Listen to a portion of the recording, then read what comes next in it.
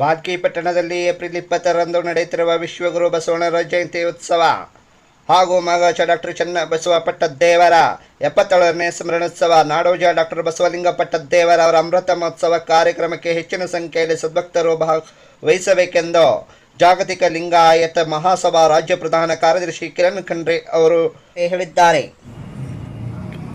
ಶ್ರೀ ಗುರು ಬಸವಲಿಂಗಾಯ ನಮಃ.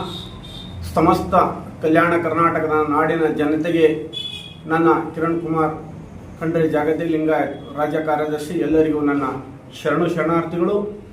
ಬರುವ 19ನೇ ತಾರೀಕಿನ ಹಾಗೂ 20, 21, 22 ಇವೆಲ್ಲ ಕೂಡಿ ಬಂದಂಥ ಒಂದು ಸಂಗಮ ಕಾರ್ಯಕ್ರಮ. ಲಿಂಗಾಯತ ಧರ್ಮದ ಸಂಸ್ಥಾಪಕರಾದಂಥ ಅಪ್ಪ ಬಸವಣ್ಣನವರ ಜಯಂತಿ ಉತ್ಸವ ನಿಮಿತ್ತವಾಗಿ ನಾಳೆ ಬೈಕ್ ರ್ಯಾಲಿ ಭಾಲ್ಕಿನಗರ ಪಟ್ಟಣದಲ್ಲಿ ಹೆಮ್ಮೆಯಿಂದ ಹಮ್ಮಿಕೊಳ್ಳಲಾಗಿದೆ. ಸಮಸ್ತ ಎಲ್ಲ ಬಸವ ಭಕ್ತರು ಎಲ್ಲರೂ ಪಾಲ್ಗೊಳ್ಳಬೇಕು. ಹಾಗೂ 20ನೇ ತಾರೀಕಿನಿಂದ ಪರಮ ಪೂಜ್ಯ ಹಿರಮಠ ಸಂಸ್ಥಾನ ಮಠದಿಂದ ಭವ್ಯವಾದ ಮೆರವಣಿಗೆ ವಿಶ್ವಗುರು ಬಸವಣ್ಣನವರ ಜಯಂತಿಯ ನಿಮಿತ್ತವಾಗಿ ಭಾಲ್ಕಿ ಪಟ್ಟಣದ ಭವ್ಯವಾಗಿ ಮೆರವಣಿಗೆ ಜರುಗಲಿದೆ. ಅದರಲ್ಲಿ ತಾವೆಲ್ಲರೂ ಪಾಲ್ಗೊಳ್ಳಬೇಕು.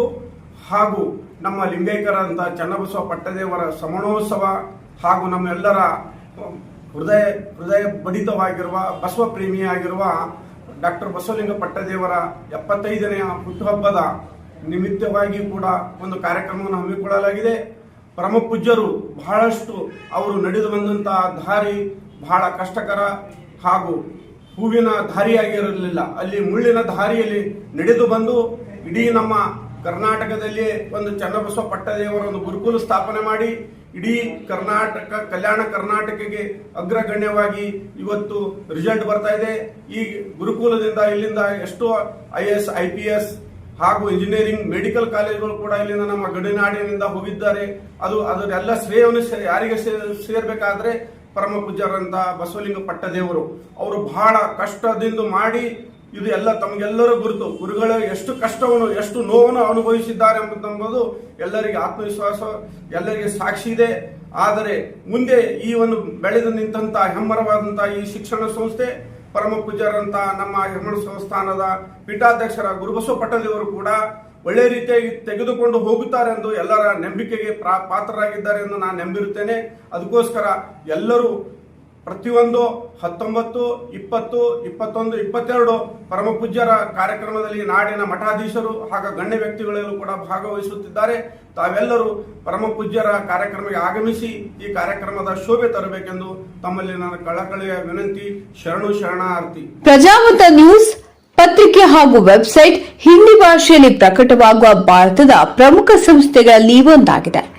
ಮೊಬೈಲ್ ಮತ್ತು ಡಿಜಿಟಲ್ ಪ್ರಕಾಶನದಲ್ಲಿ ನಾಯಕರಾಗಿ ನಾವು ವಿಭಾಗಗಳಾದ್ಯಂತ ವಿಷಯವನ್ನು ಪ್ರಕಟಿಸುತ್ತೇವೆ ಮತ್ತು ಸುದ್ದಿ, ಜ್ಯೋತಿಷ್ಯ, ಆಧ್ಯಾತ್ಮಿಕ, ಧಾರ್ಮಿಕ ಮತ್ತು ಮನರಂಜನಾ ವಿಷಯಗಳಲ್ಲಿ ನಾಯಕರಾಗಿದ್ದೇವೆ.